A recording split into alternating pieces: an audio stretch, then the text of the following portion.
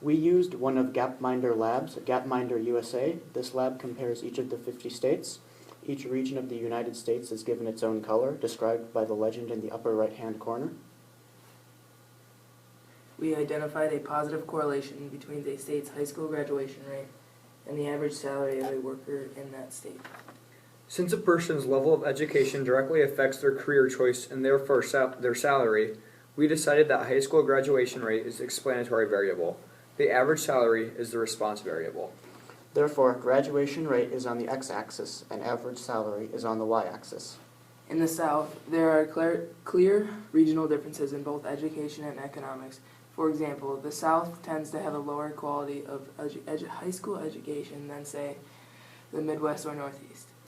The South tends to have lower average salaries because of this. There is considerable difference between the mid-Atlantic states, Maryland, Virginia, and Delaware, for example, and the states of the Deep South. The Deep South tends to have a lower quality of education, whereas the mid-Atlantic states tend to fall more along the lines of the northeastern and midwestern states. We couldn't think of any lurking variables. However, there are other factors that affect a person's average salary. The states with the highest salaries, such as the East Coast, for example, also have a high cost of living. This would inflate their average salary, making it appear higher than it already is.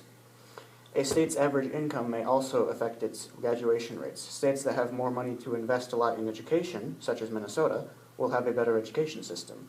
Minnesota currently leads the nation with its graduation rate of 91%. Minnesota also has the highest average salary in the Midwest. California is somewhat of an outlier, as it has a high salary compared to other states with a similar graduation rate.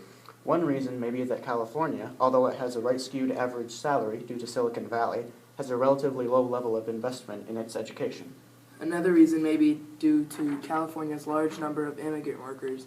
These workers' salaries may not be counted in the Gapminder statistics if the workers are not working on a legal visa. Yet their children might still be in public schools. As there is a high possibility of the children not speaking English, this might drag down the graduation rate. Average salary can also be affected by uncontrollable factors, such as natural disasters. When Hurricane Katrina struck Louisiana in 2005, income severely dropped for a short period of time, although education continued to improve. National economic events can also influence a state's average salary. When the dot-com bubble burst in 2000, every state's average salary plateaus for a short amount of time.